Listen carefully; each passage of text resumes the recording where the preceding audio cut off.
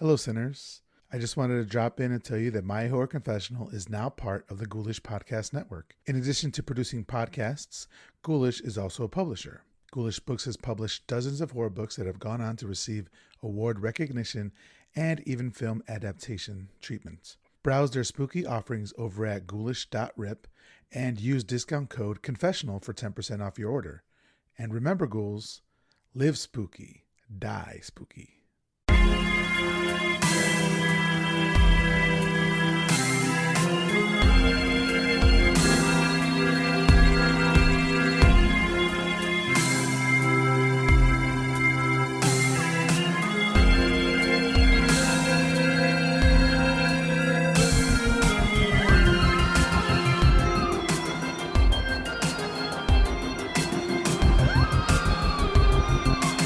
Hello, everyone. My name is Miguel Myers. Welcome to My Horror Confessional, where every week I'll have a guest come on and talk about one classic horror movie that they haven't seen and why.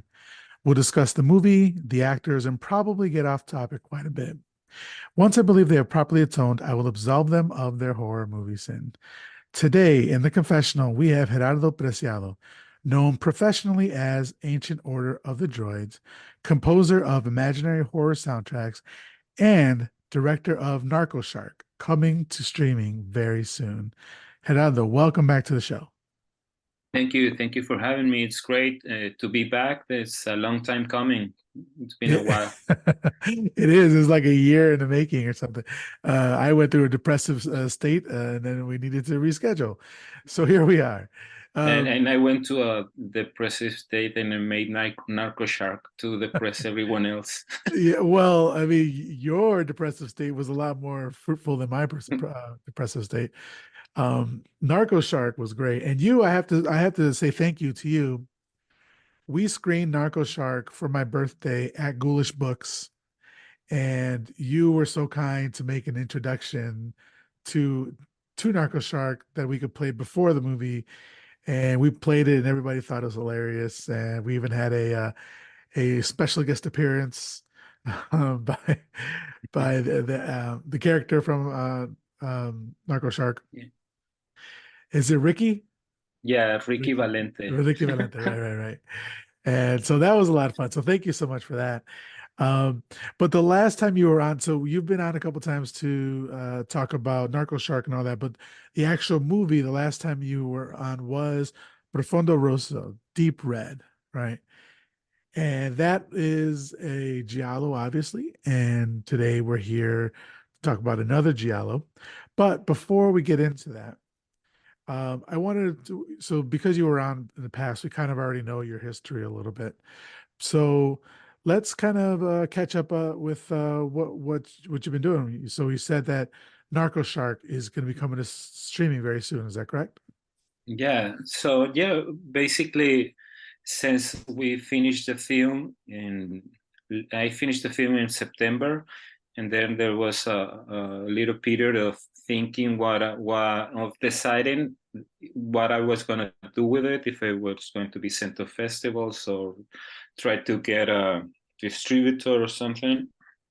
But I decided that I wanted the movie to be available as soon as possible because that's what I want. It's a very, as you've seen it. First of all, that it was really cool that you screen it for people. I saw, you sent me a picture, and I wish I could be there, And yeah, so I want the movie to be available for people to watch it, so to find its audience, even if it's a small niche audience, because my intention is to make Narco Shark 2, and so I need the people to Nice. see it, and that was a decision to go to get it to platforms as soon as possible, rather than wait, a year or something to get some festivals. And I just, you know how I am. I just have to make the next project. I can't wait. Yes. Yeah. Yeah. Okay, that's awesome. I mean, That's exclusive. As far as I know, that Narco Shark 2 is coming. That's if it isn't, that's fine too. But that's great to hear. How far along into the process of Narco Shark 2 are you? Well, excuse me. I have to write it first. This is Mhm. I haven't written it, but I'm to me the stories need a little. It's like to me it's like how do you like a planting? You know, you do water a plant, and Mhm. it's like little. So I'm not at the stage where I'm gonna write it right away, but I know that I have a timeline so that by September or August I need a trailer, so I need to write it maybe in a couple of months. But yeah, it's basically I have the plan, and which is what I made the last time. But I was supposed to make another movie, but it didn't work out, and so now, that's why I now decided to go for Narco Shark 2, which was the plan anyways, but maybe will have come later because I need again. I think that if you watch Narco Shark, it you once you watch, you get what it is because it's very hard to explain just from the poster or even the trailer. And so yeah, First of all, I a movie named Narco Shark, you should be watching it regardless of the trailer. Just fucking watch it, right? It's once it's available on streaming, you'll thank me. and once it's available, we're gonna let you know. So Yeah, yeah, we'll so we'll we post it. can. Yeah, yeah, yeah. Okay, cool. So the last time, like I said, the last time you were here, we talked about Giallo. Today we're gonna be talking about Giallo. So I want to know a little bit about your history with Giallo because as Ancient Order of the Droids, uh, when you're making imaginary horror soundtracks, so Gerardo makes soundtracks for movies that don't exist. Which when I first met you, I'm still blown away at how good the music is and the concept and the artwork and all that sort of stuff. But a lot of it is steeped in Giallo. And so this is the second time you're on, and we here go with another Giallo. So to give me a little bit of um, background on your seems like love of the genre. Well, yeah. I think we might have talked a little bit about it, so I'm gonna be brief in the intro. But when I was a little kid, I saw everything, like the Nightmare on Elm Street, Friday the 13th, all that, because I have an older brother, and so he would like Texas Chainsaw, all that stuff. We saw way too young, and when I was a teenager, that's when I discovered the Italian horror, like the Giallos and the Argento and Fulci and all the stuff. And always, like when it comes to I wanted to make music, obviously music, and I wanted to make like my dream was to make a soundtrack for a movie. And to me, the coolest genre is horror, and even cooler than that is Italian horror 80s, right?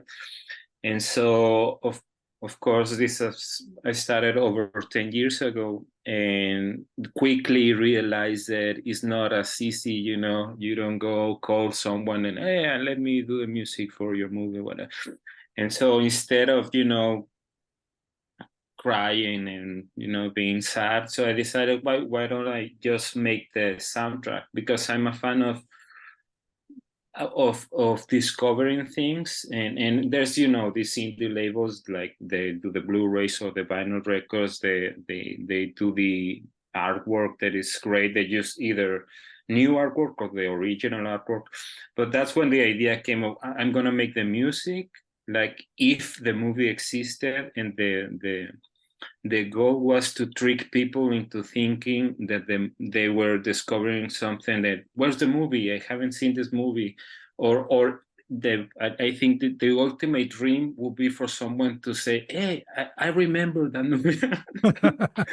And so that's when I started with Terrore, which was the first one, which was over 10 years ago, and now I've done over 20 soundtracks. and yet mostly Italian stuff, just because I don't know, there's something about it that I think is very cool in the music and the iconography, the posters, the artwork, and it just sounds very cool to say terrore, Yeah, or when the actually super proud of Sombidia. I The love that name cover. Yes, that's Sombidia, it sounds so awesome, and when it came up with that, I said, I wish that movie existed, but at least we get the soundtrack, and we've made several others. Like we have like the franchises, and then I started to make like action films. Like the Italians also rip off like Mad Max and all this kind of stuff. So I said, okay, what if they rip off Escape from New York? What if they ripped off, Robocop or whatever? And that's how it started to reach out into other genres. But horror I think, is like just the coolest thing to make the music for a horror movie. yeah. And I got to tell you, when I first found your music, your stuff, you were referencing like part three was referencing part one and two, like just in the names and like or characters that were in the songs. I'm like, is this real or not? I don't know what the hell's happening. So you did a great job with that. But and it all kind of circled around Giallo for the most part. And for me, I think there's something about 60s and 70s Italian horror that's classic and timeless, but also very much of its time. It's like it's weird.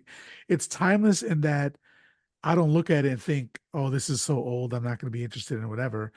But I'm very interested in, it. And also it's timeless, or it's yeah, it's just timeless because you're entertained by it, and you're never like bored by it. Well, for the most part, right? For most Giallo. So um, I, I'm just so happy when somebody chooses Giallo to get to talk about it. And I've gone in the past for listeners, I've gone in extensively into like the history of Giallo and all that sort of stuff. I've even gone into the history of our director here, Mario Bava, in other episodes. So feel free to go. I'm not going to do that again. But before we get into the movie, Gerardo, could you let everybody know how they could follow you and how they could support your work? Yeah, well, I'm everywhere. I think it's easier to just search my name, Gerardo Preciado, and I will be Twitter, Instagram, Facebook as Música di Diable, which is like my one-man record label. This was where I release the soundtracks and stuff. But I don't know which is more difficult to spell. Musica di Diable. Yeah. If I will link it all in the show notes, but definitely follow Gerardo and support all of his work, especially when that Narco Shark hits streaming, we'll let you guys know. And then when Shark 2, I'm supposing you're gonna most likely do like a Kickstarter.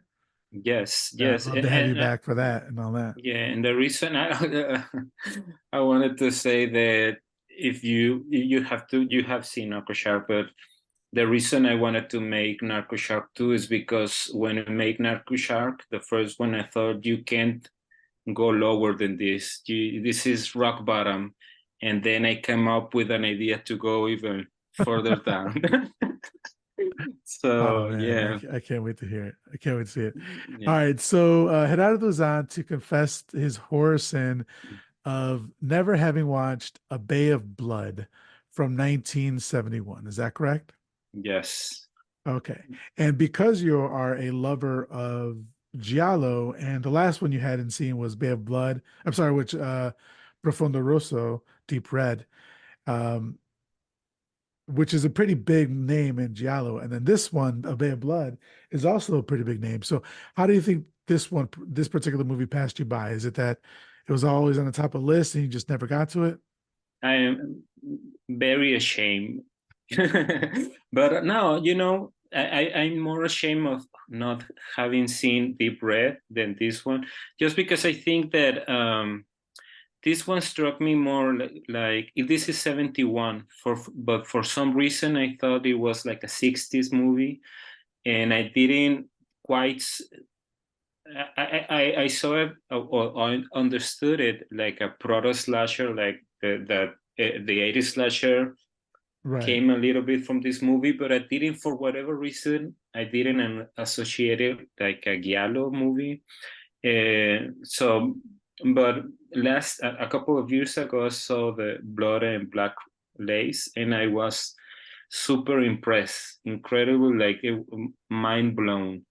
And like you said, there's something about, well, especially this director and others like Argento, which and maybe even Italian cinema of the 70s, where if I see an American movie from the 70s, I feel like the pace, like even a Star Wars, I feel the slow pace. Like it's not that I'm bored or something, but it has a certain pace to it, a rhythm. The American cinema in the 70s. But the Italians in the 70s, even to me, I find it like really the pace and the rhythm very compelling, like just and kind of modern or ahead of its time or their time. And they're so stylish. There's another thing about these movies. Just looking at the clothes on the Yeah. cars, just those little things, they just hit me in the best way. And but yeah, this is one of those movies that I wanted to watch for a long time, and I think the main reason is that I'm always, for those kind of special films, I try to wait to get like the super fancy Blu-ray edition, and I wait for that, Yeah. and then you know I'm like the meme of the guy who's turning around looking at another girl, but that's like instead of watching like the classic movie, oh, there's like a 80s zombie ninja movie that I haven't watched, a super low budget that I know it's Yeah. gonna be, but I watched that, and then time passes you by. So when this an opportunity like this to talk to you about it, that's why I was very excited, because that's like a great reason to finally do it. Yeah. So And I'm right there with you. Like I don't really watch a lot of Oscar worthy movies. I'd rather watch the deep cut horror film, that from 1974 that nobody's ever heard of or whatever. But I do have a confession to you. I'm gonna get take you off the hook a little bit here. I must confess my sin of never having watched A Bay of Blood either. This was my first watch. And I actually like it by its original name, which this movie had a ton of different names, but its original name was Twitch of the Death Nerve, which is a great name. I like yeah, it a lot more than A Bay of Blood. But Bay of Blood, written and directed by Mario Bava, and we have done a ton of Mario Bava on this show, which I love. We've done Black Sunday, Black Sabbath, we did Blood and Black Lace, and now we've done Bay of Blood. So it's either black or blood, and then he actually combines blood and black in the Blood and Black Lace ones. That's amazing. But yeah, so we've done a bunch of his movies here. And this one is often considered Bava's most influential film, and it's actually his personal favorite. And it's considered to be the film that started the quote unquote slasher craze. Um, many fans consider this the grandfather of the modern slasher. And this is 3 years before Black Christmas. So Black Christmas was 74, if I'm correct. I think that's 74. I'm gonna say yes. which, by the way, I saw Black Christmas just like a couple of months ago, which was one of your, I don't know how do you say it, but one of my to absolve me of Oh my yeah, yeah, yeah. sin. It's a Yeah, Zawi of your horse saying, yeah, yeah, yeah. one of the things I have to do was to pray certain number of things and watch that movie, and I did finally. And it's funny to watch one of these movies that you hear about being so influential, and then seeing that influence, but also it is such a different movie than what I expected. Yeah. Oh man, what? You know what? I would love to hear your thoughts on Black Christmas in the Sunday School Special, which is the Patreon exclusive show that we do after this. So, if you guys want to listen to Gerardo's thoughts on Black Christmas, You can support the show at patreon.com/my horror confessional. So let me write that down here. Black Christmas. All right. So for me, I feel like Black Christmas was a bit more um influential than this one was, but I could see it definitely, especially on a specific franchise, right? Friday the 13th specifically. But but yeah, this was a great one. So it was written by Mario Bava. There's a bunch of other writing credits, but just the two that I'm gonna point out are Giuseppe Sacariello and Filippo Ottoni. So but there was a bunch of other, and the special effects were done by Carlo Rambaldi. Do you might have heard that name before, Gerardo? Do you remember the name Gerardo? Carlo Rambaldi? It's fine I if you don't. don't know. So he did some of the special effects in Deep Red, but Okay. he went on to do Alien, Possession, E.T., Conan the Destroyer, Dune, Cat's Eye, Silver Bullet. He's won three Oscars, BAFTAs, Saturn Awards. So he won the Oscar for Alien and E.T., and I forget the other one that he won for. But yeah, he was an extremely talented fellow, and they got him uh, at the early parts of his career. Um, so I was like fascinated to see that. Have you seen Possession? I haven't seen Okay, Possession. okay. This one of the that's one of the as I said before, like I need to stop watching ninja movies this month and have a but What? thank you letterbox that now I have my watch list. Now I know how to use letterbox finally. Yeah, But I yeah, think I got to yes. follow you. I don't know if I follow you on that, but yeah. Yeah, and there's one that I have to watch, but I Okay. haven't watched. That I Yeah. would recommend that to anybody. Like, well, not to anybody. There's a certain type of person that would like it. But for me, I always say there's life before possession, and there's life after Wow, possession. And that's your one of life, the ones that I've heard a lot of, and I think that like that it's in my wheelhouse. I feel that I'm gonna love it, and so it's one of those things where do I buy the fancy Blu-ray to make the whole thing, or when you do that you forget and then time passes by. So I have to make a decision on that one. yeah. But yeah. Okay. Oh, I'd recommend it highly. And just another thing you said, like because I did think about it, or maybe you're gonna talk about this, the influence of on a certain movie franchise. But I thought about it, and there is a lot of movies, not just that one, that take place like on the lake, on the camp, and all this. And I don't know if this was one of the first the specifically tracked down teenagers. If you get into that, then it is it widens a lot the influence. So it depends on, but I can see clearly even like some of the kills are exactly the same as the one you're talking about. Yeah. But yeah, it depends on and this really surprised me, this movie, in a lot of ways. Yeah. There's it's funny that the roots of a good movie will go so far. I was talking to so I was talking to Emily Verona last week about Phantom Carriage. Phantom Carriage is a black and white movie from like 1920s or 14, something like that around there.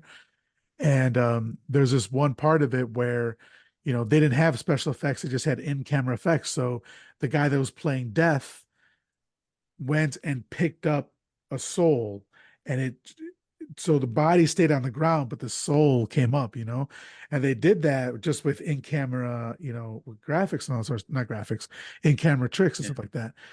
And then, but that specific shot you've seen so many times before in so many movies where death or somebody will go and pick up a soul and take it out of the dead body, and that was happening in 1914. So the roots are so long, of a good movie, and that's what I mean with Bay of Blood. Like its roots, because it's so good, you might not see it as far out because what is 71, 81, 91, 01, 11, 50, what, 54 years later, 53 years later, whatever. It's kind of distilled a bit, but it's still there. The roots are still there. So, okay, so let's get started talking about A Bay of Blood. So, right off the top, there's this funky 70s music to start the movie off. And I thought, oh, Gerardo's gonna love this. I was down with it. And then for some reason, we hear a fly, and then we get like a fly cam, which I was not expecting. This is not four flies on Gray Velvet, Yeah. which is another Giallo movie. So, and then it never comes back again. We never see fly cam again. The fly wasn't really a thing in it. I mean, there's insects, but that wasn't even a big part of the movie. It was just an interesting way to start the movie off. Yeah, well, yeah, like you said, maybe it was the special bug the guy was searching for. But I will go. My surprise again, like I told you, this is supposed to be like the proto slasher of the um, killing teenagers and stuff. So I didn't expect to be like the first victim to be an elderly woman. Oh yeah, that was good. So we do see an older woman. She's in a wheelchair. It's a stormy night. The piano score here is beautiful. It's absolutely like I would play this just to relax. Like just it's just beautiful music. And then At a with wedding. at a wedding or something, And there's just this stormy night, water's hitting the glass, all that sort of stuff. Uh, it's lightning and thunderstorming and all that. And she goes to the window. She looks out across the bay towards a hut that has its lights on. Then she wheels her wheelchair away and like basically like going away for the night. And suddenly, really suddenly, she's attacked by a person that we don't see, and that person puts a rope around her neck and then kicks her out of her wheelchair. And so she's leaning forward with not enough slack to get all the way to the ground. And so basically she's being hung only like 2 feet from the air or something like that. I was completely shocked at this. Yeah, it was very frustrating to see someone die so close to the floor. Yeah. Because, and I mean it in the way that it's more like you kind of feel it like, oh, it's almost you can, almost get away, but it was more visceral, I think, right? That way, like it's cruel, Well, like, it's cruel yeah, because she is in a wheelchair, so we're assuming exactly. that she doesn't have the use of her legs or just doesn't have a lot of power in legs, so she can't lift herself up. So yeah, it's ter it's Brutal. brutal and terrible, but also fucking awesome. Like Yeah. it looks sick. It looks great. Then we finally see it's a man in a gray suit and he's got the black gloves. So check, we're already good with Giallo.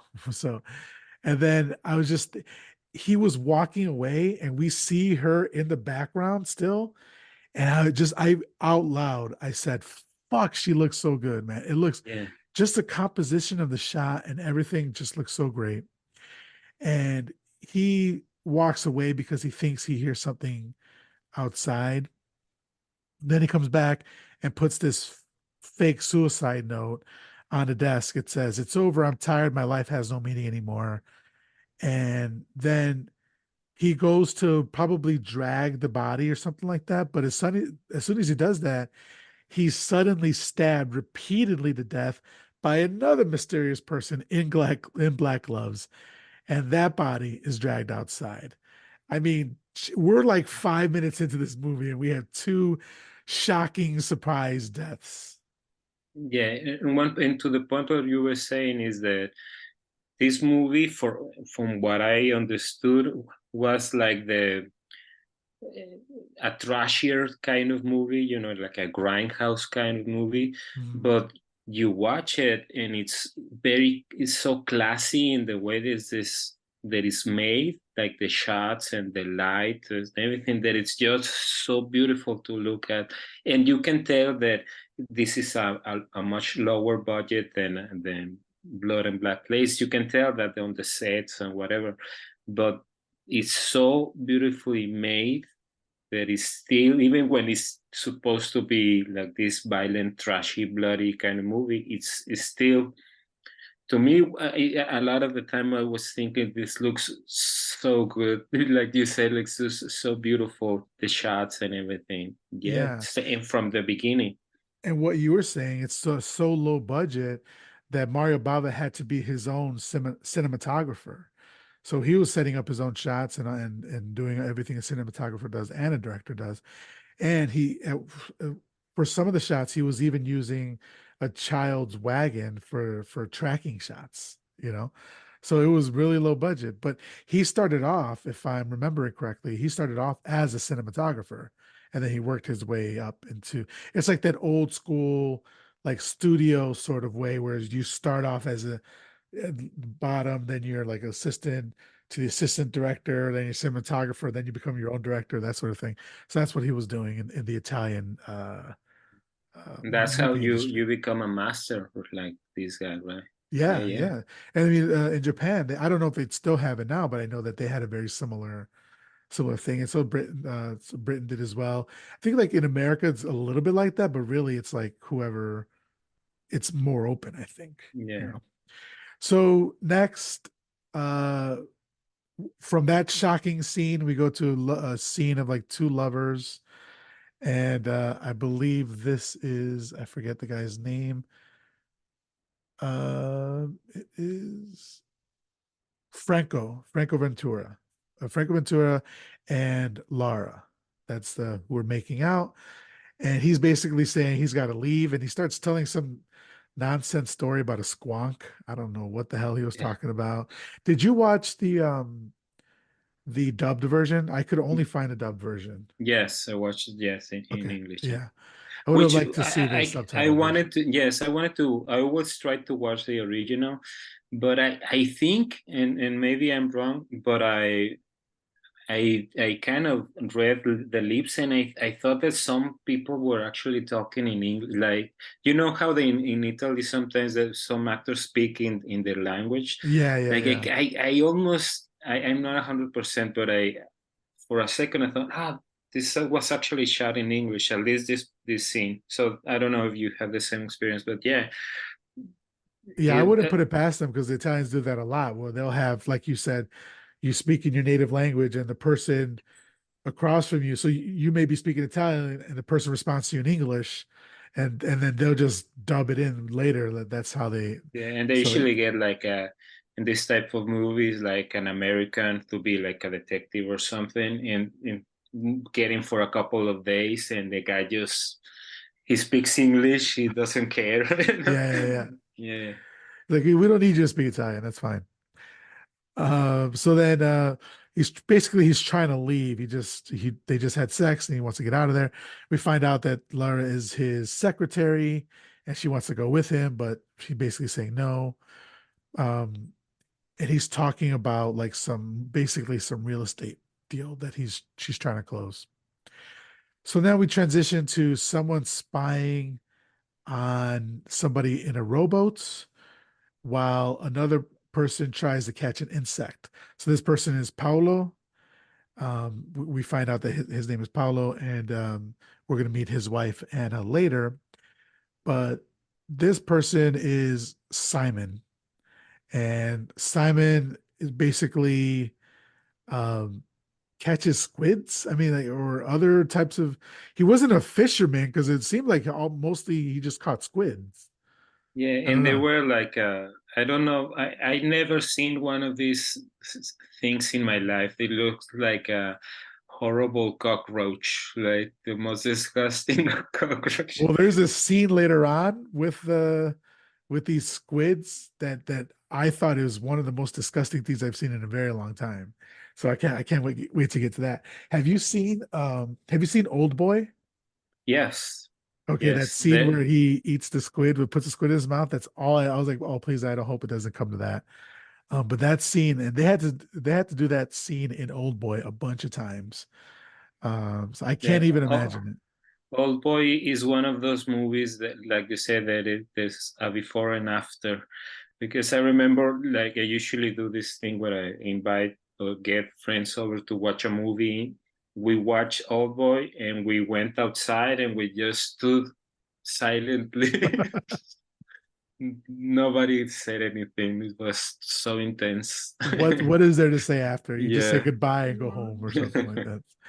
I saw that they re-released it late last year, maybe August or September, something like that, in theaters, and went to see that in theaters, which was kind of great to see because I have only seen it on DVD, you know. But so back to the movie here. Um, so they're talking about the countess's murder. So the older woman who died, she was the countess. Um, so they say that sorry, I'm trying to read Paulo, right? Paulo. Yeah. So Paulo says that that he's changed since the countess was murdered. And he says, no, she wasn't murdered. She committed suicide. He's like, oh, that you're right, you're right. So then we flash forward to a scene where I just said dirty hippies in a dune buggy, right? It was the teenagers that you were talking about in this dune buggy. And I don't know what, but like they were obsessed with dune buggies in the 60s and the 70s. They were trying to put them in everything. It's kind of like how skateboards were for the late 80s and 90s or something. There's this movie called The Velvet Vampire. Have you ever seen I or heard of that haven't one? seen it. Velvet Vampire is this obviously it's a vampire movie. It's in the 70s and it takes place in the deserts. And the woman who may or may not be a vampire, we don't know yet, she drives around in a dune buggy. And it just like blows my mind how like I don't know why people think these are cool. I don't know. Maybe they are cool. Maybe they're fun to You drive around in. know, maybe I don't know the age difference between you and me, but when I saw the car, I love them. I think there's I want one. I think they are like the coolest thing. I don't know why. I understand that because another thing, like I said, not to get too distracted, but the boogie, the colors of the things, the colors of the clothes, the furniture, the everything was the architecture, everything covered in wood. I loved everything about it. So this maybe if you were a little bit older, you will have loved the boogie. So if you love the buggy, there's this series called this Japanese series that was from like 69, 70, 71, called the Stray Cat Rock. And it's with Maiko Kaji. And if you know Maiko Kaji, she was Lady Snowblood. If you've Okay. watched Lady Snowblood, or she was also in the female Scorpion series. But anyway, before that, she was in this series called Stray Cat Rock, and there was like four movies, and they all featured dune buggies. Like instead of motorcycles like in the 80s, in the 70s in America, it was dune buggies in Japan. So if you love it, I recommend Stray Cat Rock. Right. Love it. Love it. Yeah. Okay. So then we meet these teenagers. First we meet Broomhilda. They call her Broomhilda, but I don't know if they in the credits she wasn't listed as Broomhilda. So, but they'll call her Hilda or Hildy or something like that. But Broomhilda and Bobby go off to check out the water. So they've arrived at basically the Bay of Blood, right? Then they all find an abandoned nightclub, and Broomhilda, for some reason, has a cassette player in her purse, or I believe the purse is a cassette player. That's how old the technology was. I It was, think that the whole purse was a cassette. yeah. Yeah. And so they just Just the started playing format was so huge that it was actually just one big cassette. cassette. And it just had the one song. And after it was done, Yeah. you'd have to physically rewind it. Yeah, But they start dancing. Um, and then we see for the first time Anna. No, I'm sorry. Yeah. Laura, who Laura Fossati, which is Paolo's wife. I believe I'm right about that. But anyway, she is doing what is that called? I lost my place in it. She's doing tarot cards, right? So then we see Paolo and he walks in and she tells him that she has seen some bad news in the cards. And he's like, yeah, right. It's either good news or bad news for you. It doesn't matter. But she says, so, I don't know if it's here or somewhere else. She says something about 13, like bad news 13. And come to find out that there's actually 13 deaths in this Oh movie. wow. So there's a nice connection Yeah. there. So the hippies are continuing to party, but they're being spied on. They find a pool, but it's kind of dirty, so nobody wants to go in. Hilda goes off by herself to the bay, while the three of them go and commit a breaking and entering. Basically, like they go commit a felony and break into somebody's house. Of course, you already know like some of the tropes that you're going to see later on in these horror movies is starting to happen here, right? Like we're in the woods, um, skinny dipping, um, uh, breaking off, like separating, not staying together as a group, right? That sort of thing. Um, but so Hilda goes skinny dipping, and then in the house they finally get into the house and they just start partying. The guys are arguing about which girls they're after. He's like, "Hey man, I got my girl. You go after your girl," which is it's understandable. You got a two-man mission. You got to remember where you're going after. Um, then Hilda was skinny dipping, and then she tries to get out of the water, but her foot gets snagged on rope. And as she's trying to pull the rope off of her foot, we see this kind of hand reaching here. And then so she pulls hard and it kind of empty or releases the body from the bottom of the bay and it kind of floats up to the top and it touches her and she turns around and screams because she sees the body. What did you think how did you think the body looked? It was like a short look here, but what did you think of it? I think it looked great. Like, and one of the things, like you said, like you see those. Why I was surprised is because I expected the movie to be more of that, like the teens in danger. Which, by the way, is funny because this, if you tell me that the actors, the four teens that we're talking about, had 19, 20, 21 years old, all of them, I believe you, but at the same time they look like 35 Oh yeah. because of just like the clothes and everything. It's just the hairstyle and everything. They look like, like our parents or something. So it was very funny. But yeah, it looked like all the effect work, which we are gonna get to those, like the very visual gags are great. And I actually did, when the hand touches her, I didn't expect to be a corpse. Okay. Yeah. So then she jumps out of the water and runs to the abandoned club looking for Robert and the rest of the guys, but they're not there, and they also didn't tell her where they were going. It's like, what nice friends you have, you know?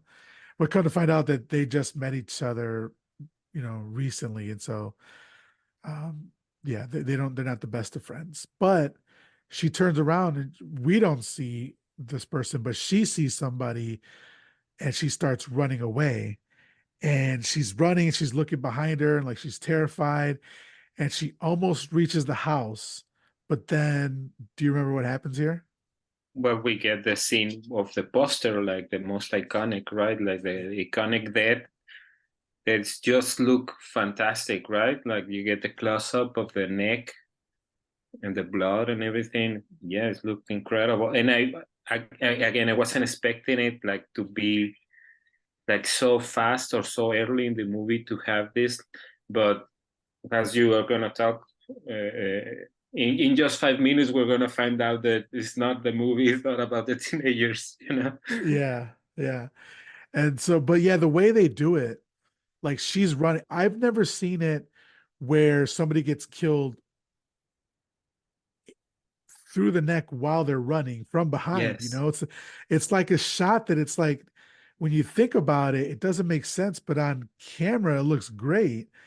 Like he just the person caught up to her and just from behind just like takes the I don't even know what kind of all right, exclusive for the Patreon. We're seeing He Gerardo's wants to say puppy. hi. What's the puppy's name? Bruno.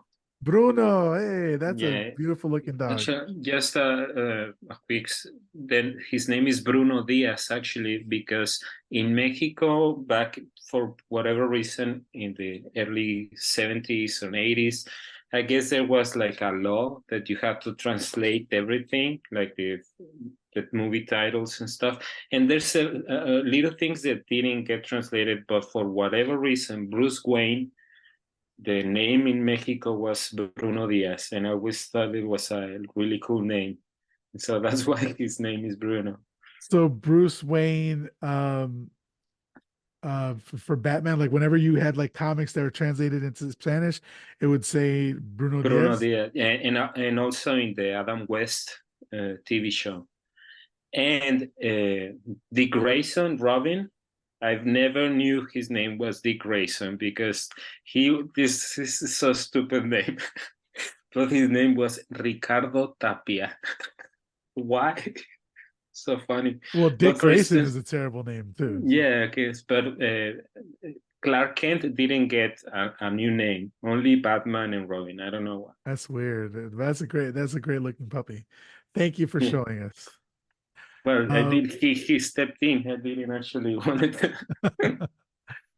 but yeah, so I was saying like it just reaches from behind her and like slices her neck, and the effect for its time looks great. Like this is 1971. This looks better than some slashers in the 80s and 90s, right? So it looks And really you can tell like if she's running, she's like that's I don't know what you call this as some sort of machete, but it's like a has a curve. yeah, And when she's running, she's gonna get like the knife on her neck, but you can see the actual effect shot is like a static shot that's just very fast. But you can tell that it was a static shot, that they yeah, couldn't do that. But it's still, even those little details, you can appreciate just the thought of it. And like you said, then they use that stuff and everything, right? yeah, That's a very classic, but it looked, again, 50 something years ago, it looked really violent and gross and really super bloody.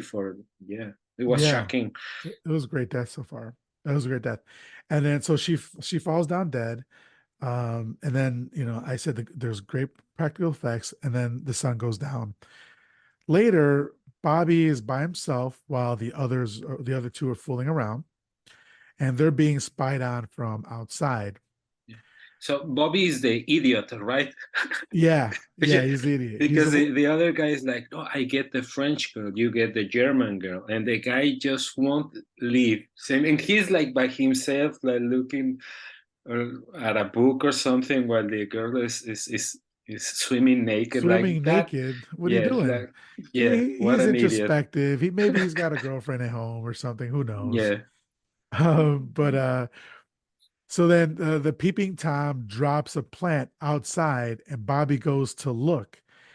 He opens the door and immediately gets a machete in the face.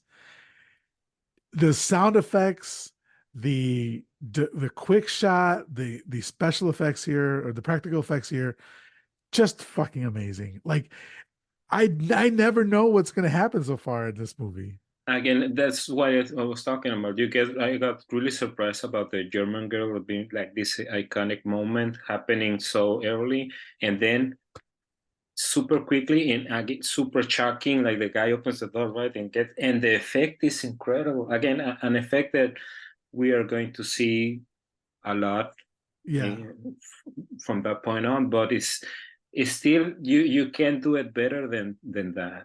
It's still incredible, like amazing. it looks so good. And actually, I feel so bad because I've actually seen that shot probably hundreds of times now at this point because I go to the Alamo Draft House here in Austin, which is a movie theater, and they don't play commercials like if you go to other theaters, they'll play commercials before. They do old trailers of movies and stuff like that, and then there's no talking in the Draft House. So before a movie starts, they'll do a like a funny no talking, no texting, whatever thing, or else this will happen to you. Well, this Mm. scene they use it, and then so they're like there's no the guy walking to the door is like there's no talking, no texting, or else when he opens the door, koosh right in his face. I was like, oh shit, that's so great to see, and I'm so happy now that I've seen this movie, so I know where that reference is from. But so great. And then this is one of the shots that we saw. I believe it was in Friday the 13th Part Two, and then there's another shot that we're going to see later that's in the original Friday the 13th. So but the musical sting is great. Everything about this is great. Love it. The murderer then goes inside the house and spears. So the two remaining teenagers, they're on top of each other having sex, and the killer goes and spears them through their bodies, through to the floor. And I thought, wow, like I heard that Friday the 13th took inspiration, but goddamn, they ripped off the exact shots, like back to back shots they ripped off, you know. But it looks so good in this movie, and again, a surprising death. Yeah, that's just to round that up. Yeah, that's what I was talking about. Like, I once you see the teenagers, you think that the movie's gonna go a certain way, and just so quickly they kill them. And I'm not one of those guys that sees a horror movie for the kills. You know, oh, I want the kills, and the kills are awesome. But I can appreciate when something is just made so great. You know, because you build the moment, or comes as a surprise, and yeah, you can see that's one of the maybe that's why that's some of the more obvious influence where you can just pinpoint this became this and this and that. But like you said, I think that it touches on a lot more, and the movie's a lot more than just those influences. You know, they Yeah, just yeah, incredible. Yeah, yeah, it looks yeah, it looked amazing. So then so that scene ends, and just like you said, that's the end of the teenagers. So it yeah. completely flips over to a new movie, and it's kind of a little bit like I know Scream does it a lot quicker because at this point we're maybe 20 minutes Probably. into the movie, maybe half an hour or so. Whereas Scream, I think, does it a lot quicker, but they kill their protagonist early on. In this one, you think it's going to be teenagers, and it turns out not to be. So then we do see Anna. She's doing the tarot again. Oh, this is where she says the 13th ace, like I said earlier, and there's 13 dead bodies. So she goes looking for Paolo, but he's nowhere to be found. So they're trying to cast dispersions on Paolo, like, oh, he might be the killer because she can't find him. She goes outside to look for him, and she hears the dune buggy being driven away, but she doesn't see by who. Next, we see these two brand new characters, who is Alberto and what is her name? Shoot, I forget. Sylvia, right? Or something like that. No, I'm forgetting her name right now. It's in my notes here. But anyway, they're a bickering set of parents. They're just like arguing. They just put their kids down to sleep in a camper, and then they drive away, leaving them alone for the night. This is the craziest thing I've seen in this movie so far. You know, Yes. they just left the kids alone in the middle of the woods, um, for what Yes, I reason? actually kept thinking, yeah, you're gonna drop off the mother, and you're gonna go back. Like I was trying to justify like what was happening. Yeah, Yeah, but yeah, yes, the 70s, a different time. yeah. And so what I wanted to say was the forest. Okay, so we're saying that like Friday the 13th took some inspiration from this forest, the deaths. There's also another plot point coming up in a little bit, but I wanted to mention the forest for a while because of so low budget, a lot of the filming locations were like uh, the producer's home or something like that, something that Mario Bava had access to for free, and specifically where they were shooting these exteriors, there were no trees. So they're like, "We're supposed to be a fully like a full forest. What are we gonna do?" He's like, "Don't worry about it. I'll figure it out." And what he ended up doing was he ended up going to a florist who was selling these like little branches with bits of foliage on them, and he just began making them dance in front of the camera. And then they had scenes where they had scenes where they were acting in front of those branches, and if they moved even an inch in either way, the woods would disappear, the quote unquote woods would disappear. And that got me thinking about like so low budget filmmaking in like what you were doing with Narco Shark, like you have to use what you have. And this was literally some branches on it or some leaves on a stick to make us think that they were in the woods. And I never thought for 1 second that it wasn't. Yeah, I also did just a little bit of research, and after seeing it, and when I read that, it was shocking to me because you never for one moment think that you're not on a forest or a place with a lot of vegetation. So that's just the work of a master right there. That's incredible. Yeah. So the couple says they want to go visit Paolo and Anna Fossati. So they arrive at their house, which is at the bay, and come to find out that the woman is a stepdaughter of the countess who was killed earlier, or as far as they know, who committed suicide earlier. And her father was for us, as far as we know, we're coming to find out that her father was the one that killed her stepmother. Um, but then he disappeared, and she doesn't know that he's dead. We're the only ones at this point Yeah. that know that he's dead, that he's in the bay right now.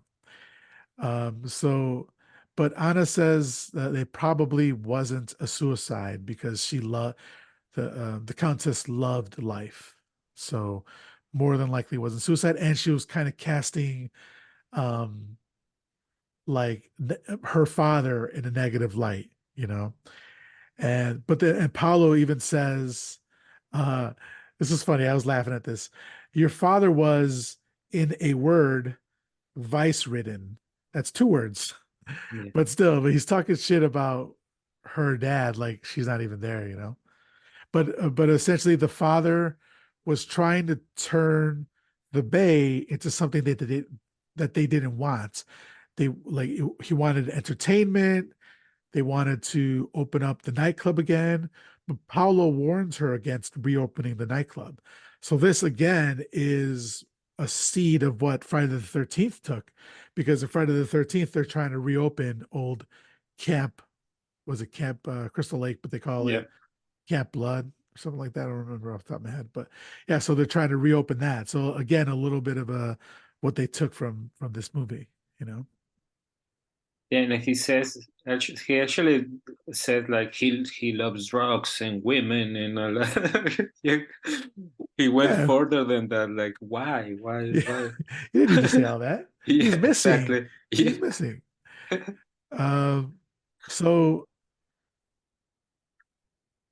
so then Anna starts talking about Simon, or who lives on the property, and she says that Simon is actually um Renata. So that's the woman. So it's Renata and Alberto. She says that Simon is actually Renata's half brother, and that the Countess Frederica hid him for 16 years because she was, high society and stuff like that. So she was like out of wedlock, and so, but she did let him come back and build the shack on her property that we saw earlier. I'm So sorry, just yeah, no problem. no, no, the dog started barking. I'm Okay, sorry. no worries, man. No Okay. worries. Do you need to take a break? No, no, no. Okay. So Paulo sends Sorry, let me back up again. They let him build the shack that we saw earlier. So then Paulo sends them down a dark path to go talk to Simon. They were going to drive, but he's like, no, no, no, no, take this dark, dark path. Yeah.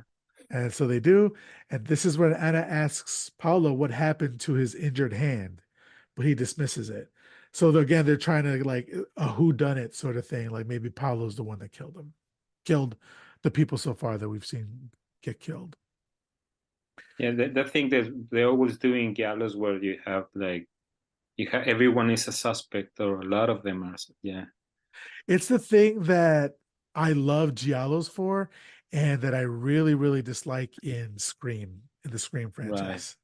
Yeah, there's sometimes they overdo it, right? Right. Yeah. There's not technically a Giallo, but in pieces, there's like the guy with the chainsaw. There's like he Yeah, really yeah, yeah, selling yeah, it, like he I killed, you know, like yeah. I am the bad guy, you know. Pieces is a good one.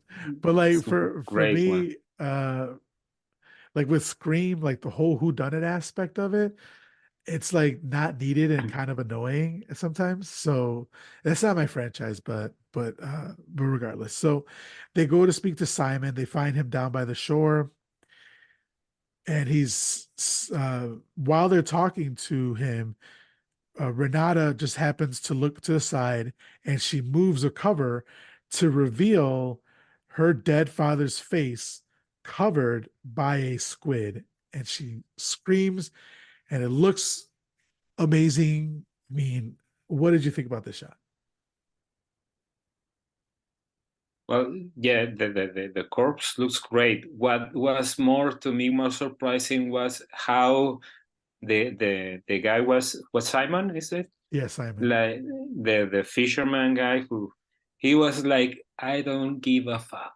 Like his attitude was like he didn't, bat an eye. That's how you say it. Yeah, Like the woman was like, "That's my father," and he was like, "Well, I've never seen this before." So I yeah, found him in the sea, is yeah, what he says. But the squid crawling over the yeah, dead father's face, the incredible. image of that is like goes down for me, like immediately shoots to the top of some of the best imagery I've ever seen in a movie. And like people talk about like Night House or Lighthouse, Yeah, yeah, Lighthouse, right?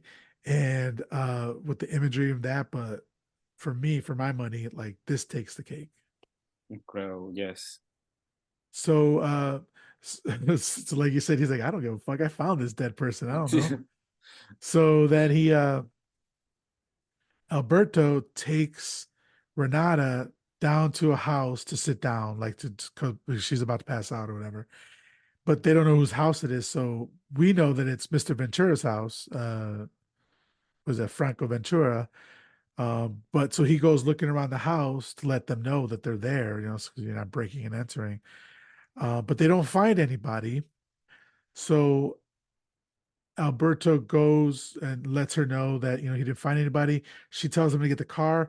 She goes to get the car. I'm sorry, he goes to get the car and leaves her alone. Um, but then she like catches her breath. She goes to wash her face, and then she discovers all of the dead bodies in the bathtub. I was like, this is six dead bodies so far, just laying around in the bathtub. This is like Michael Myers, Halloween when they find the bodies. This is Friday the 13th. This is Jason, like when that scene where you find all the bodies. Even in Black Christmas, they do this. And here we see it in 1971, the reveal of all the bodies so far. Yeah, and it's funny because again, this is no cell phones, not anything, and this place is a secluded place. So you do. I mean, it becomes a trope of leaving someone by alone, But I'm gonna maybe this is so off topic, but I love the couch she sits in. I love the interior design, everything. Again, everything covered in wood. The furniture, the colors. Like I think she's like wearing like a orange sweater and like a brown leather coat. Everything I love the visually of the. I guess they're wearing choices. This just was what they were wearing back then, but it just looks so cool. And just to cap that off, I think like when I that style of architecture, like the furniture, the chairs and the tables, and that lasted a little while. That I think that when I was a kid, like in 81 or 82, that's the furniture I remember. That's the clothes I remember. The those colors, the orange sweater, the leather jacket, the brown leather. So that I know it's not. I don't know if this is like something that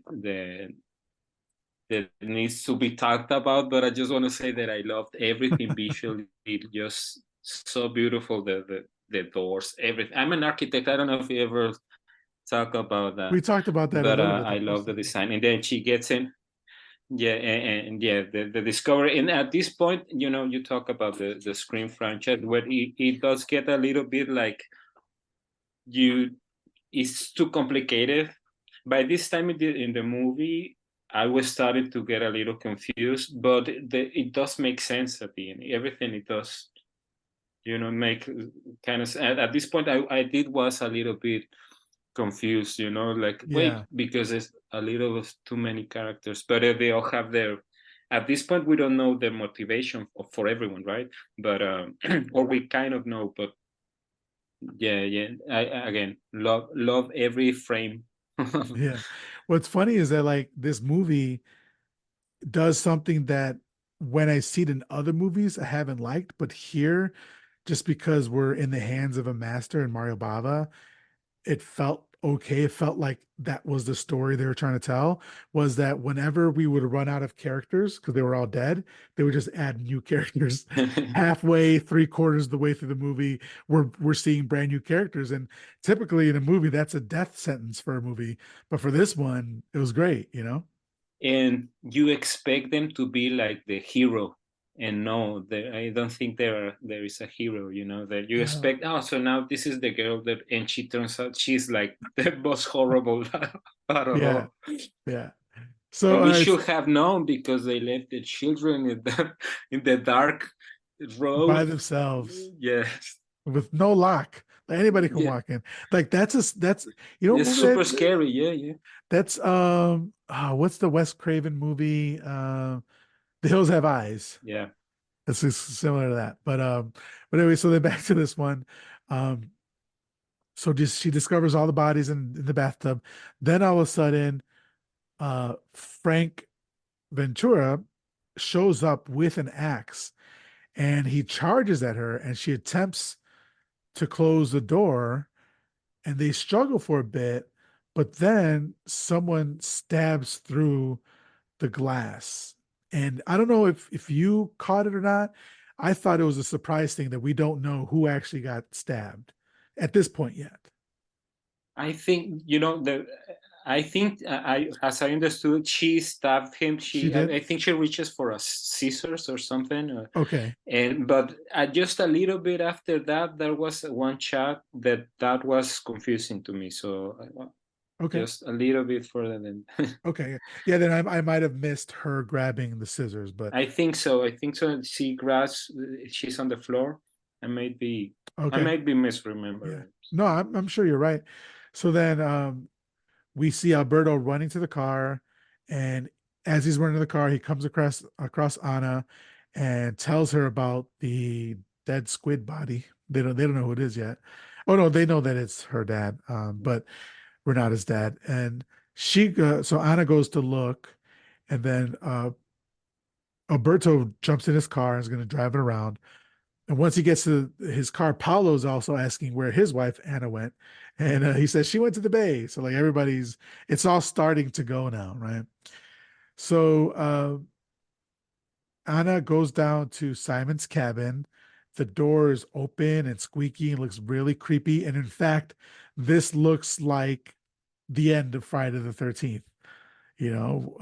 When spoiler alert, when Jason's mom is like that's like her home base or whatever and all that. I don't know. What did you think? Were you kind of seeing a correlation there? I wasn't, because by this time I was trying to catch up with so many Okay. characters, and to me that like I wasn't thinking the moment they finish up the teenagers, I stopped thinking about Friday the 13th because I Okay. was just this was when it became a Giallo to me. Like, okay, so we're in this other thing. So I wasn't even looking for stuff like that. I was just catching up. Just okay, who's this guy? This guy. Yeah, Gotcha. yeah. There's I think one last thing that reminded me of Friday the 13th, which is going to come up in a little bit, and then I think that's it for me. But so Anna approaches, but hears Alberto arrive in his car, and Alberto finds Renata alive and well, and she tells him that she stabbed Frank Ventura. Paulo saw the body and ran out, so she demands that Alberto run and stop Paulo from calling the police because he's going to ruin everything. So now we're like, oh, what does that mean? Ruin everything as in what? So, but then Anna is still walking in the darkness alone.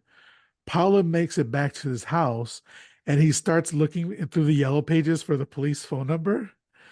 And it was just 331. He couldn't remember 331. That's the silliest thing. Like I know 911 what didn't come until like the late 80s or mid 80s or something like that, but 331 it seems very Yeah. simple. Yeah, just I don't want to get off track again because I don't want this to be 3 hours. But the effect that 911 has on the world of we see in movies in of from Hollywood, right? So in Mexico, the emergency number, I don't know, it wasn't like maybe 088, for instance. I don't remember exactly, but everyone is so used to watching movies where they call 911 and the TV shows, the 911 this and 911, that they ended up just like, fuck it, 911 it is. Because it's so ingrained on everybody Oh shit, I didn't that they realize that. ended up like, everyone remembers 911, but if when I'm an emergency in Mexico, you don't remember the actual number for the, and plus we had like the number for the cops, for the hospital, for the different numbers for the firemen and stuff. So now it's 911 for everything. So That's thank cool. you, That's good to hear. Hollywood. That's awesome. So he starts dialing, but immediately Alberto arrives and starts choking him with the phone cord and ends up killing him. So next we see Laura from the beginning of the movie, her, The secretary. the secretary, right? Yeah. She's getting gas, and she's basically going to see Ventura, and so she tries calling him from a payphone, but no one answers. But now, like you said, oh wait, she's gonna be. I'm thinking she's gonna be our heroine. She's gonna be the one who's gonna save everybody, or the final girl, or whatever. And very quickly we find out that She's that's a not the good case. person, at least. Yeah, yeah. So elsewhere, Anna finds the body of Ventura, but it's just like stabbed in the side. So it looked like he got stabbed in his hip, which I'm not quite sure. I know there's vital organs, but it looked like literally it was on the hip. Yeah, yes, the one with the scissors or something. Like he looked like he got stabbed exactly in his pocket. That's the thing that struck me. Like, look, exactly the blood was coming exactly out of it. Yeah. Yeah. So she sees the scissors, and then I just thought I had to write a note here that those great music, great fucking music. I want to see if the score is available. I'm not sure if it is, but if it is, I'm going to be listening to that. Um, and then yeah, so Anna's looking at the body. She sees the scissors. She kind of leans down, and suddenly we see the axe going up, and it just chops off Anna's head. And again, like this.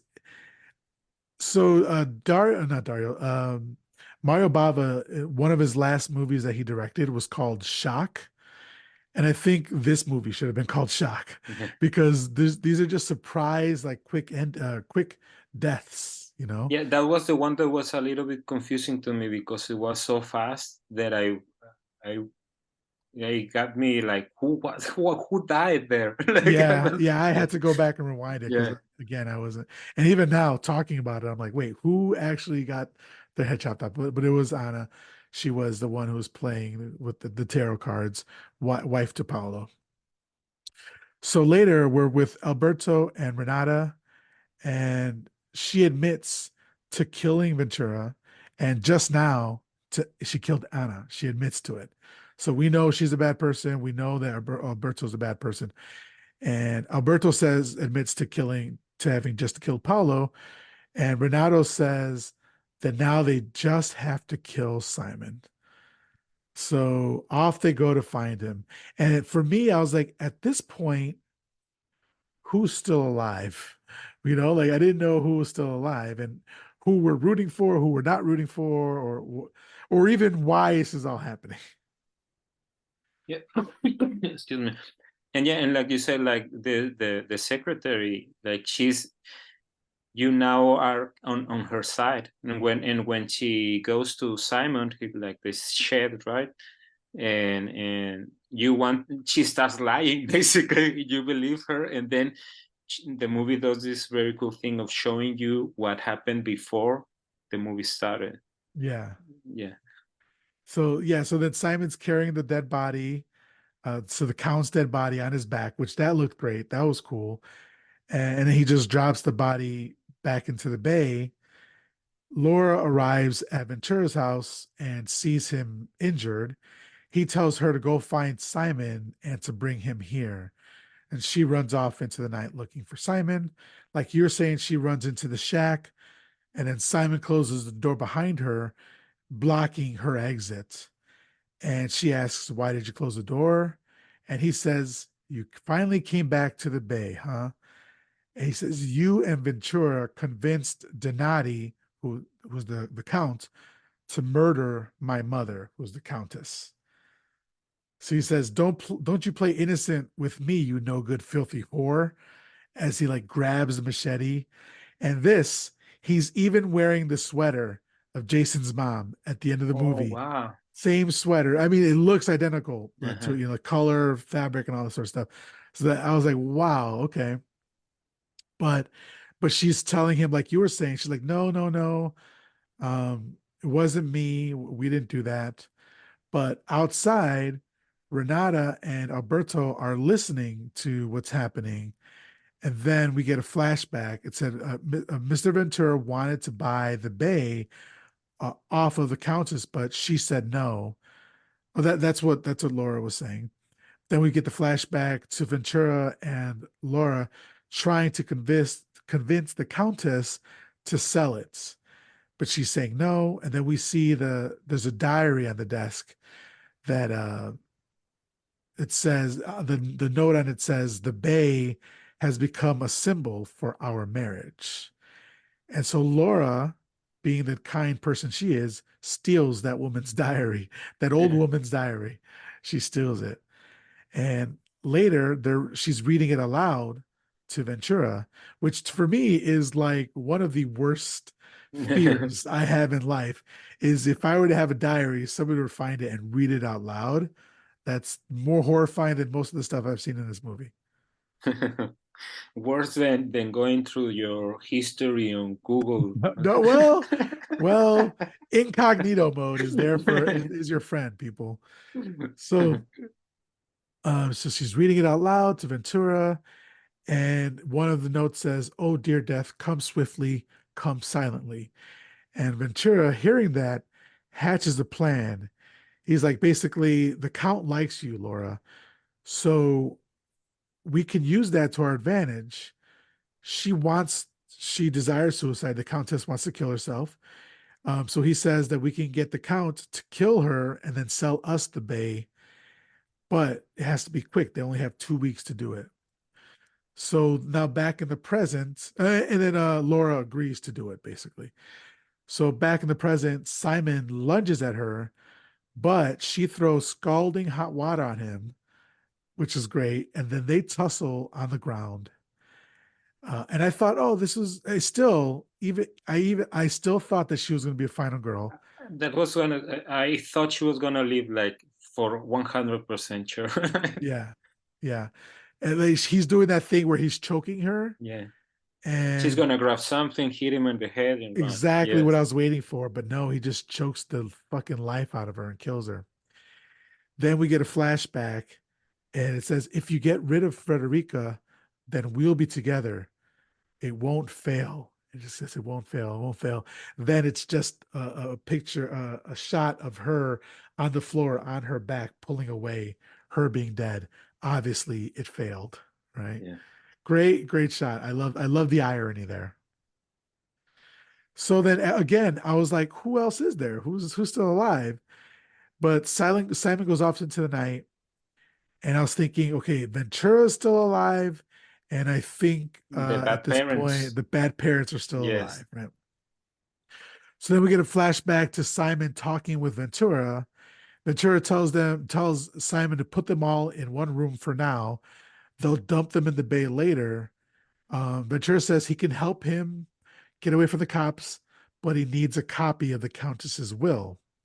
Then they'll be able to sell the bay, give Simon his money, give him tickets and a passport to get out of the country to escape having killed all these people.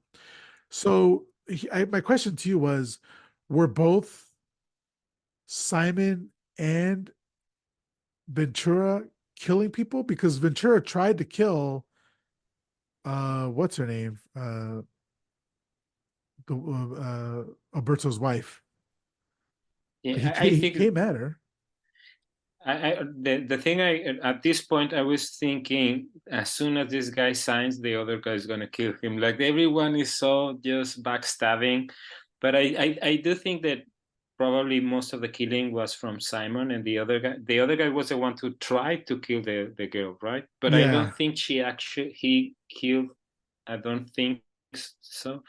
But again, maybe there were so many that yeah, maybe at this point I was again, like you said, at this point you're like trying to figure out who's alive, Yeah. which is and the other right, you said recently, we're talking about Scream and everything, and I was and the as you were talking, the idea came to me like, yeah, this is I love this movie, but the plot is a lot of moving pieces convoluted, and I think it's believable enough for a movie, but it's still kind of a lot of stuff happening.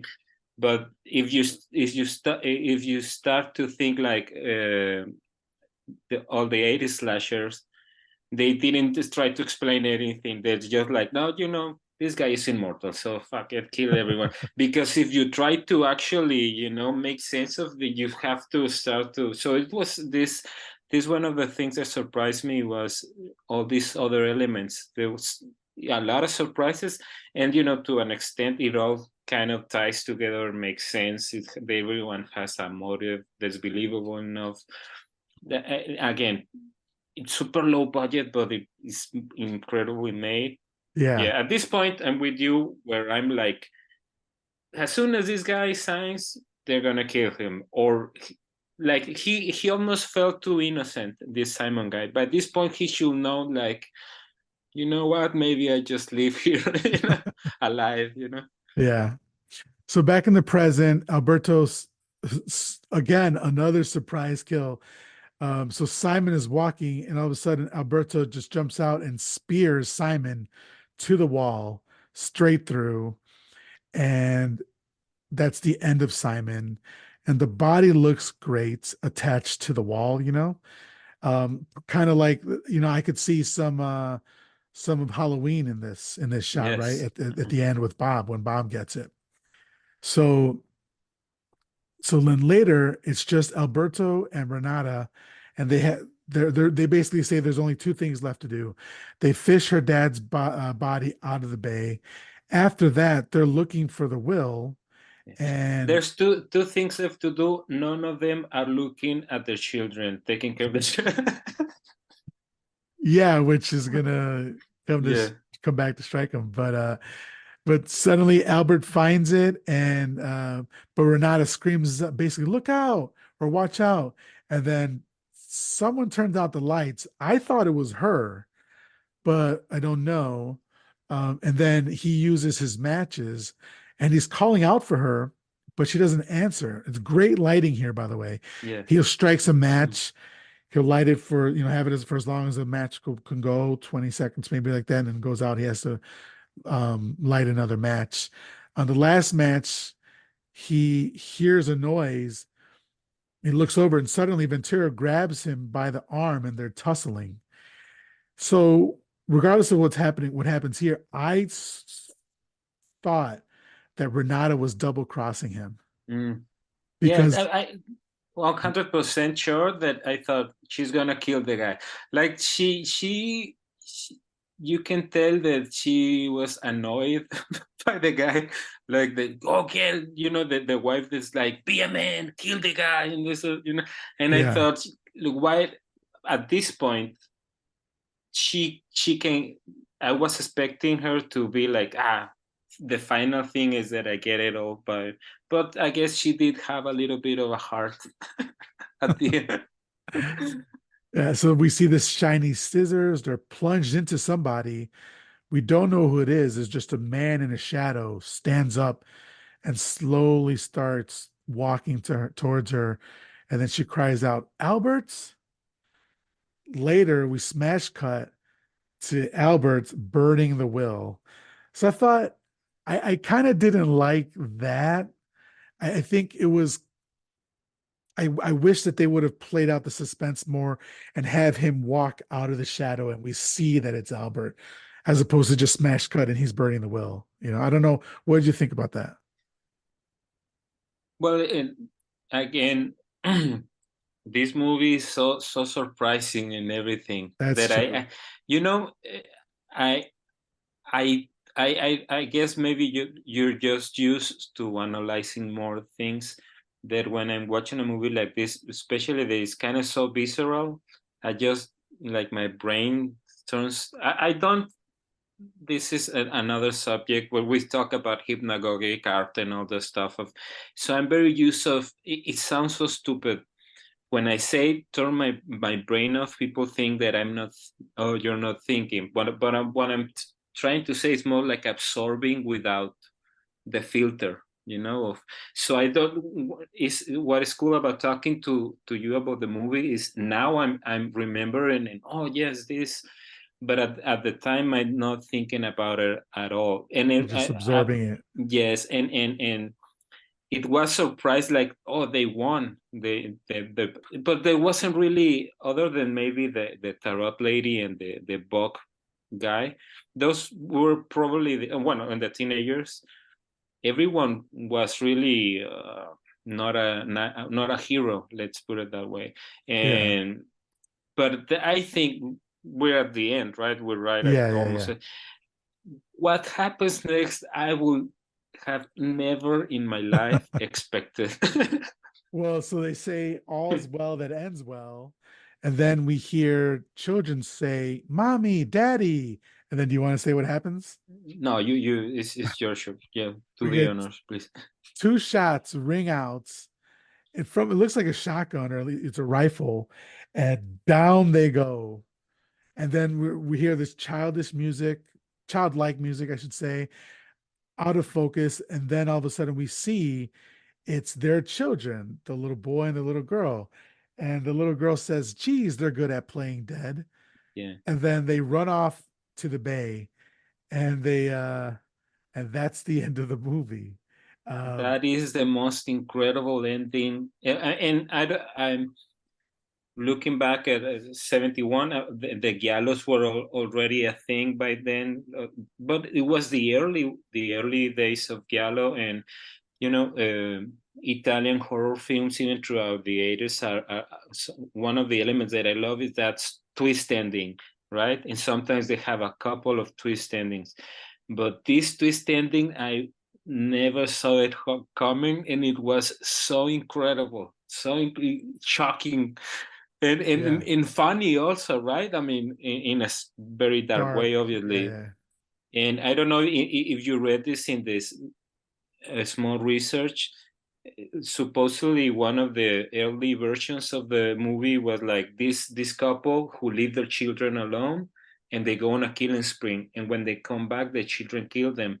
So that at the begin, from Okay. the beginning, that idea, but I guess it makes most a little more sense in that idea where it's clear that I wasn't expecting because they didn't mistreat the children. They didn't exactly, they didn't lean into the that part. It was just strange they will do it.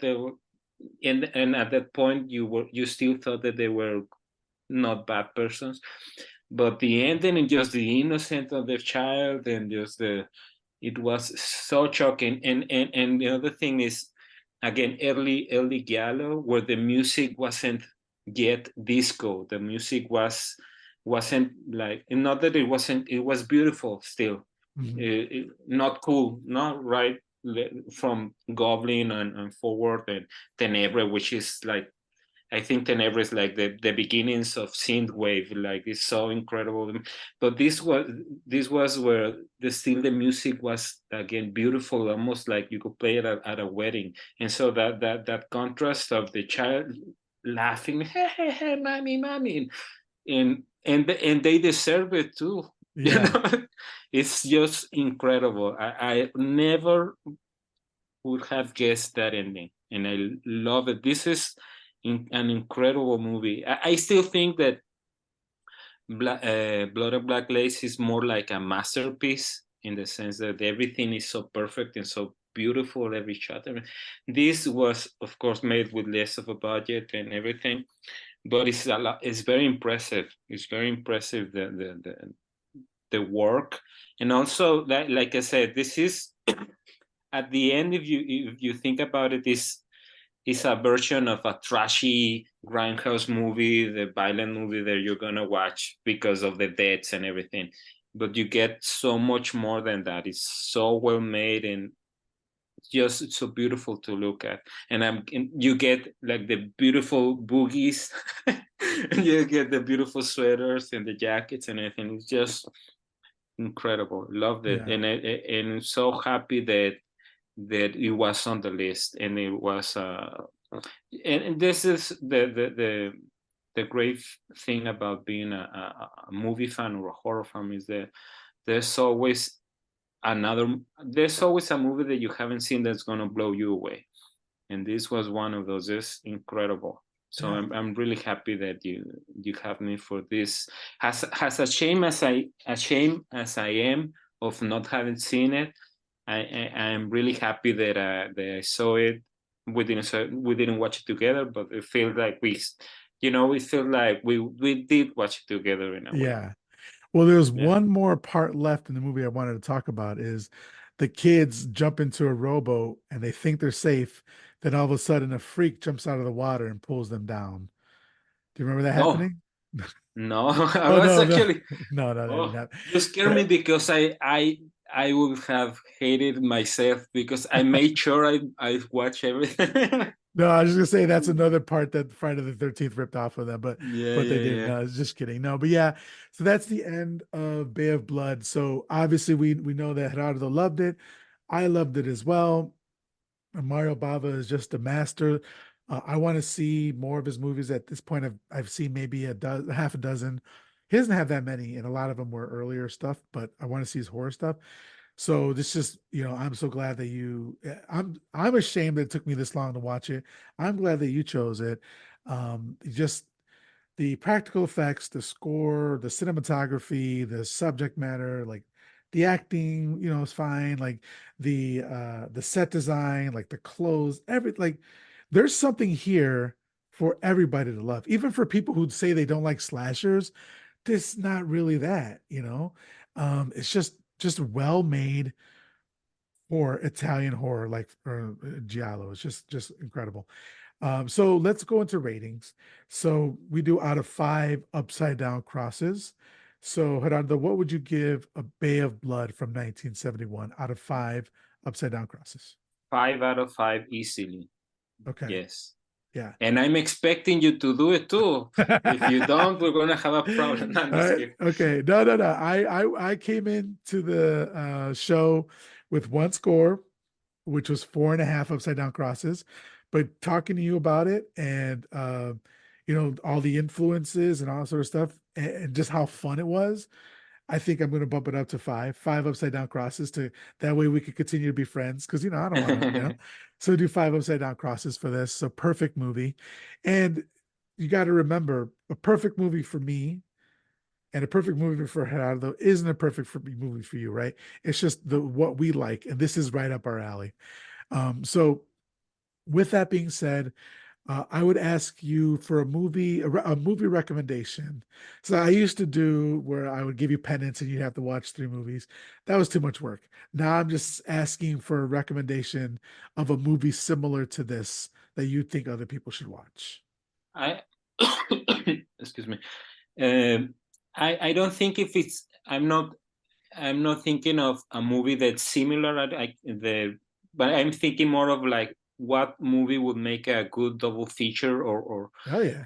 or triple feature. And I Okay. think this is a much classier movie. But we were talking about Pieces, and there's something about it that when you watch A Bay of Blood, I could easily start watching Pieces because I don't know what is about it. Maybe, of course, is the one is Italian, one is Spanish, and what reminds me of Pieces is the New York Ripper. So I don't know why those two came to mind. Very different movies.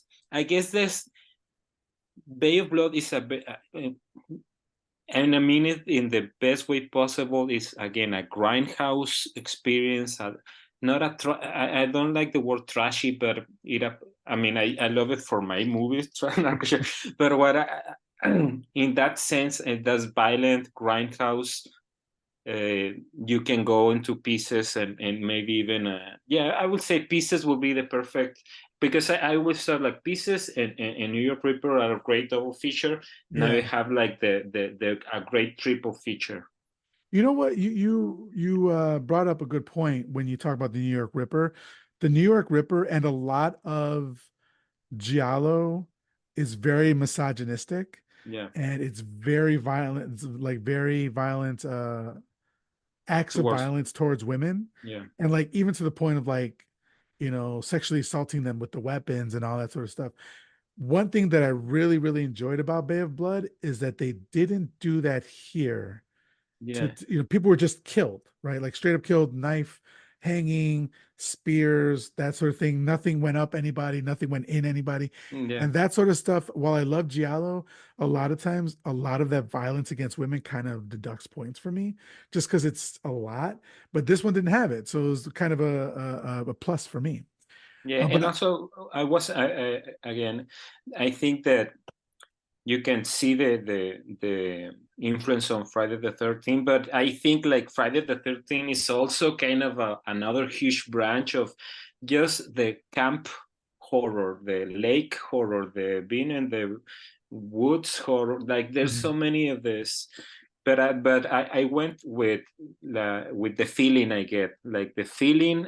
That's why I like Pieces, which is again, it's almost Pieces is almost funny, like yeah, enjoy. This is you can appreciate the filmmaking in this one, and if you know a little bit of how films are made, especially 50 years ago, you have to admire it. Even if you don't like horror, you have to admire the filmmaking, like you said, like the dolly shots with a child's toy, yeah, the weapon, yeah. incredible, incredible.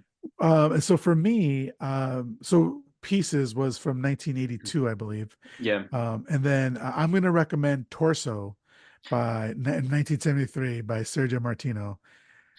yeah, those Beautiful movie, beautiful. incredible.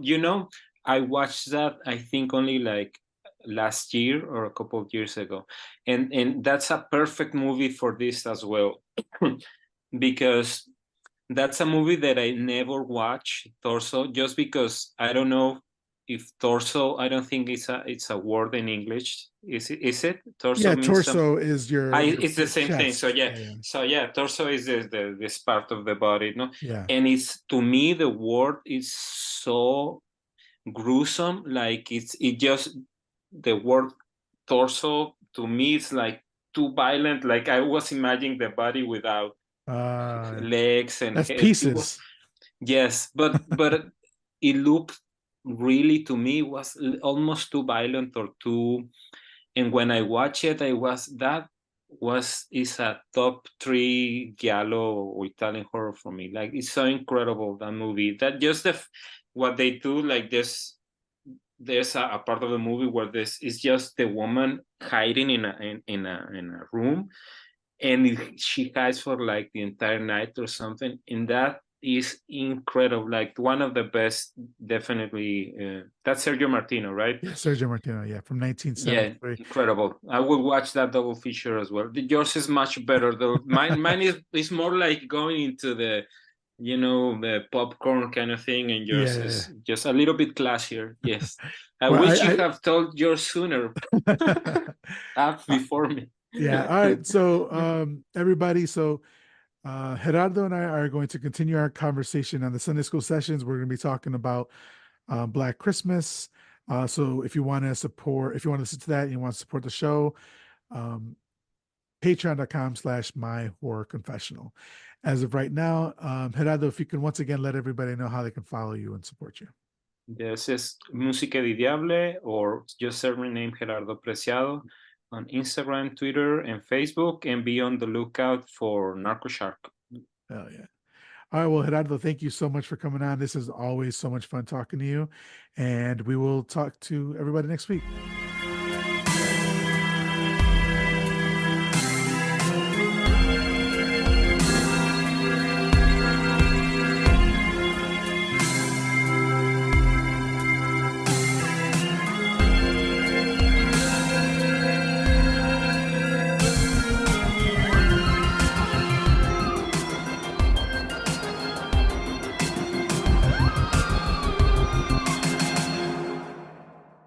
Live spooky, die spooky.